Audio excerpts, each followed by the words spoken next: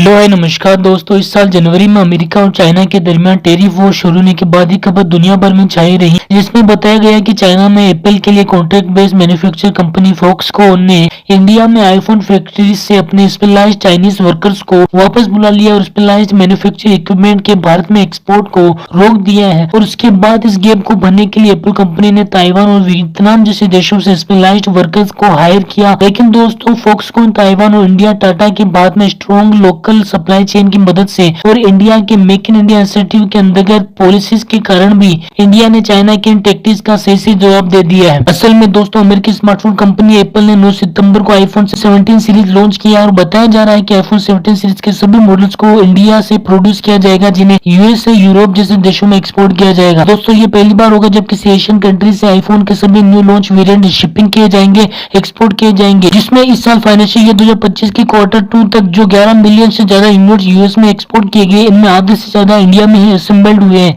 जो कि चाइना में हुए 3 मिलियन से 4 गुना ज्यादा है। दोस्तों, इंडिया में लॉन्च हुआ आईफोन 17, 17 प्रो, 17 प्रो मैक्स के साथ आईफोन एयर भी लॉन्च किया गया है, जो बताया जा रहा है कि अब तक का सबसे थिन फोन होगा। और ये सभी मॉडल्स 82,900, 1,19,900, 1,34,900, 1,49,900 की प्राइस रेंज में 19 सितंबर से अवेलेबल हो जाएंगे। तो इंडिया में आईफोन का क्रेज 2020-21 के 30 से 4% के मुकाबले 2024 में 7 से 10% तक बढ़ गया है, जो इस साल दिवाली सीजन और स्मार्टफोन की ईएमआई पर अवेलेबल होने के कारण 10% से ज्यादा तक पहुंचने की उम्मीद है। तो कुल सेल 1.5 करोड़ यूनिट्स तक जा सकती है, जहां पिछले लॉन्च के बाद से कंपनी 1 करोड़ 20 लाख आईफोन की डिलीवरी की है, जिससे भारत की इकोनॉमी में 45,000 करोड़ का बूस्ट हुआ, जिसके कारण डोमेस्टिक कंजम्पशन और एक्सपोर्ट में भी बढ़ोतरी हो पाई है। अब दोस्तों, देखना होगा कि एप्पल भारत में आईफोन क्रेज को कितना बनाए रखती है।